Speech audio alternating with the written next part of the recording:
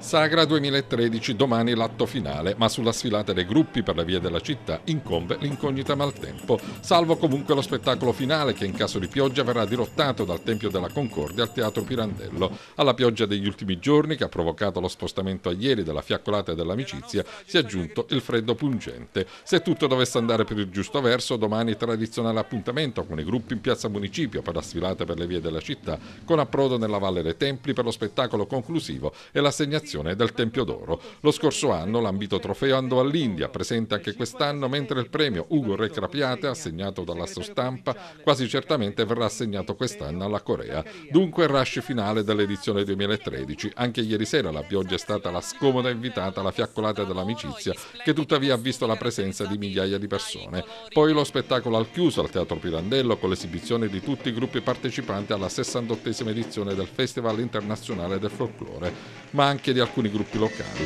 Ha riscosso particolare successo per la cronaca il gruppo della Colombia per via del sensuale ballo proposto. La serata è stata presentata dal nostro Cristian Lozzito e da Davide Sarda e Gabriella Amodei di altra emittente televisiva, e ieri tra le iniziative collaterali alla sagra, presentazione del libro di poesie di Margherita Rimi, Era farsi, presente il critico letterario Daniela Marcheschi.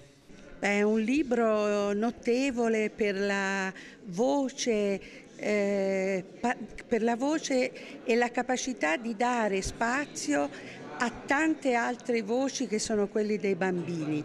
Quindi è un poeta la cui voce fa spazio alle voci dei bambini in un modo molto nuovo che colpisce. Il linguaggio della Rimi.